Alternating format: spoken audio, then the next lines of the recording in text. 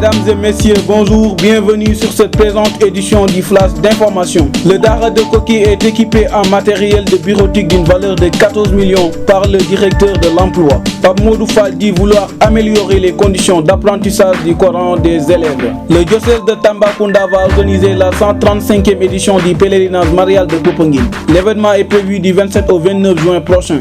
L'information a été donnée hier par Monseigneur Paul Abel Mamba, évêque de Tambacounda.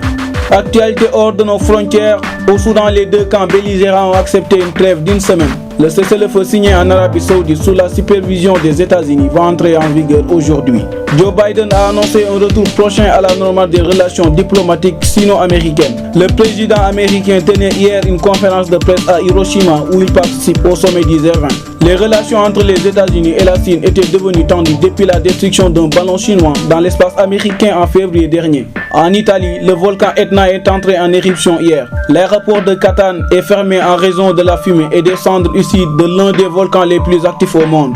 À présent, passons à l'actualité sportive. Coupe de la Ligue, le Casa Sport a éliminé hier Walidan de Thiès sur le score de 1-0. Le but de cette quart de finale qui s'est joué au stade Aline Sitoé Diatta est inscrit par le Gambien Christophe Serge Simon. Mondial U20, les Lionceaux ont été battus hier 1-0 par le Japon. Les joueurs de Malik Daf ont encaissé l'unique but de cette rencontre à la 15e minute. Le Sénégal rate ainsi son entrée en lice dans ce mondial qui se déroule en Argentine.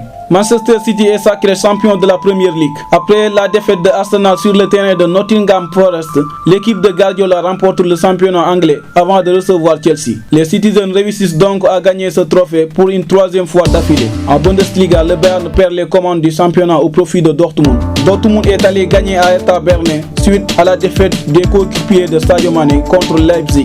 Les Jaunes Noirs peuvent mettre fin à 8 années de domination bavaroise sur le championnat en cas de victoire dans la dernière journée. Basket Life Douane a battu hier l'équipe mozambicaine du Ferroviario 93-73. Avec cette victoire, le champion du Sénégal en titre se qualifie en demi-finale de la Basket Africa League 2023 qui se tient à Kigali, au Rwanda. Cette télémaille sportif met fin à la principale édition du Flash d'information. Merci de l'avoir suivi. Au revoir.